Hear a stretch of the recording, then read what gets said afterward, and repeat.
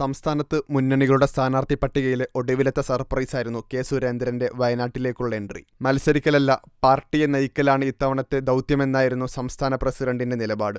ദേശീയ നേതൃത്വവും ആദ്യം ഇത് അംഗീകരിച്ചിരുന്നു. ഒടുവിൽ വയനാട്ടിൽ പോരാട്ടം കടുപ്പിക്കാൻ സുരേന്ദ്രനെ തന്നെ ഇറക്കി. കഴിഞ്ഞയാഴ്ചയിലെ ദില്ലി ചർച്ചയിൽ പ്രധാനമന്ത്രിയും BJP ദേശീയ അധ്യക്ഷനും തന്നെയാണ് സുരേന്ദ്രനോട് ഇക്കാര്യം ആവശ്യപ്പെട്ടത്. രാഹുൽ ഗാന്ധി വയനാട്ടിൽ ആകെ വന്നത് 6-7 തവണ മാത്രമാണെന്ന് സുരേന്ദ്രൻ പരിഹസിച്ചു. 5 കൊല്ലം വയനാട്ടിൽ എന്തു ചെയ്തു? രാഹുൽ ടൂറിസ്റ്റ് വിസയിൽ വരുന്ന MP-യാണ്. രാഹുലിനേക്കാൾ വയനാട്ടിലെത്തിയത് ആനയാണ്. വന്യമൃഗ ഭീഷണിക്കെതിരെ രാഹുൽ എന്ത് ചെയ്തു?